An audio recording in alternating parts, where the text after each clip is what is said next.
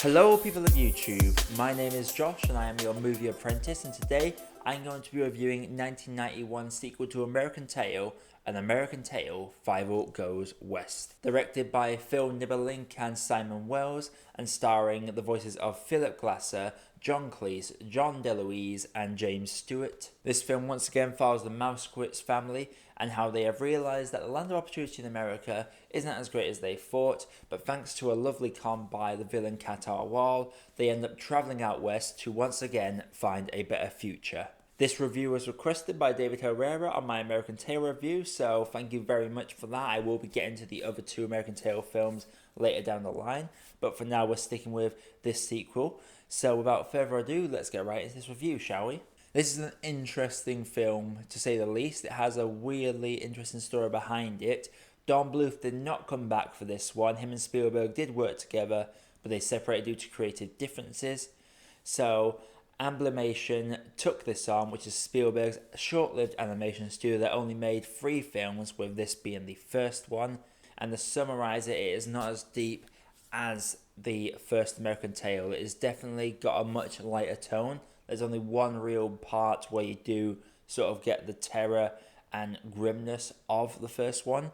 But for the most part, this film is very light-hearted, very kid-friendly, and is definitely a polar opposite to what the first one was, which some will class as a positive because it's more easy to watch, but there are a number of problems that I have with this film. This film is just too fast. There are so many subplots and not a lot of focus put onto the main plot. The film runs for an hour and 10 minutes. That's not including credits. From start to finish, it is barely an hour and 10. And that really hinders a film that has a lot going on with it. Aside from the main plot, including Fieval and Wall, we have Tiger being a god. We have Tanya chasing a singing career and her dreams. There's just a lot of it packaged into one tiny time frame, and it doesn't necessarily work as well as it should. Fieval trades out his iconic blue hat for the cowboy hat, and I feel like they were going for a hero's journey and a character journey with Fieval around that hat. That's what I got from the ending anyway, but there's not a whole lot that really shows a thorough line with his story. James Stewart, this was his last ever performance. He did sadly pass away, and credits where it's due. Him, along with many of the other voice members, do a fantastic job. Most of the voice cast do return for this film, the only exception being the voice of Tanya, where Kathy Cavadini is replacing Amy Green. But fair play to Kathy, she does both the voice and the singing performances in this film. And speaking of singing, let's talk about the music in this one. It's nowhere near as memorable as the first one.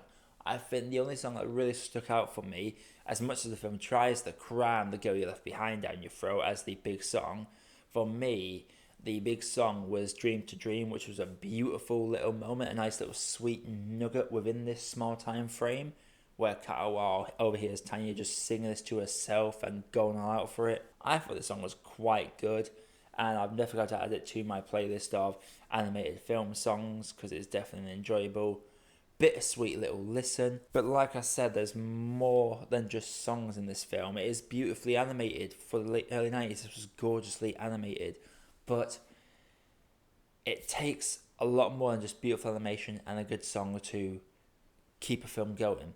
This film is unfocused in terms of plot. The whole thorough line of the cats using the mice to build a saloon for them before executing them, that is basically the overriding plot of this, and it just doesn't really get much focus on it. Considering the heaviness of the first one, there's not a whole lot within this one that registers the same amount of heart and passion and dedication put into it. I don't know, it just feels like this film's mostly gags. Tiger having to be a dog is a nice, fun little montage, but again, that's crammed in, a 3-4 minute window before we get to the final act. Wiley Burp is a washed up dog who doesn't need much persuading from Fievel when we get to a certain point. You get the impression that he's just like, I'm too old for this, but he changes his mind pretty quick. And yeah, it's another aspect of the film that doesn't feel as explored as it could be. As much as I enjoy the animation and I appreciate the voice performances coming back, and the songs from Tanya were really good. especially the Dream a Dream one. The only other positive I can really point out over this is John Cleese, man. That guy is a treasure. He wants to forget this role even existed for him, apparently, but he is by far the best part of this film for me in terms of voice performance. He is balancing this savage, primitive, feline instinct with this suave businessman vibe that he keeps giving off. And he's a very dashing looking cat. He's got a cape on, got a monocle, got a hat. Very nice design for this cartoon cat. And unfortunately, it's just a shame that we don't get to see more of him. But whenever he is on screen, it's by far a highlight within the film. This film, to put it in the nerdiest terms possible, it's like when you're playing through Skyrim. Who in their right mind went through the main quest? I never actually did the main quest in Skyrim. I got like halfway through, I think, but I never finished it. I focused predominantly on the side quest with the Dark Brotherhood and the Companions and the Thieves Guild. That's what this film felt like.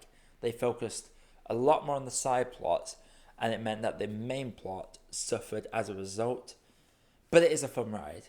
And if you want an American Tail film that's the most kid-friendly, I believe this is the friendliest. I can't remember much of the Night Monster film, but I do remember there's a lot of heavy stuff in the New York Secret one. So out of the three that I remember quite clearly, this is definitely the easiest one to show to your kids. So if you're looking for a fun, non-Disney film to show to your kids, I would recommend this.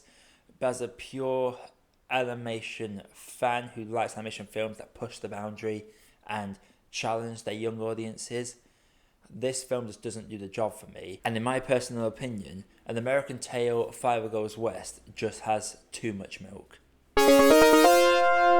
So An American Tail, Fieval Goes West, have you all seen it? If you have, let me know what you thought about the film down in the comments below. And if you do like what I do on this channel, then please consider dropping a like and subscribing to the channel. It would really help me a lot. And let me know what you want to see next on this channel. I will be reviewing the other two American Tail films, and I've got a couple of ranking lists and a Why I Love Movies of Rush coming this week as well. But until then, guys, my name is Josh. I have been your movie apprentice, and I'll see you in the next video. Hey, thank you for watching, and thank you for making it to the end of the video. While you are here, if you haven't done it yet, please feel free to drop a like and consider hitting that subscribe button for more reviews coming all the time. And also, while you are here, there are some other videos over there that you might want to sink your teeth into. Have a good day, guys, and do enjoy.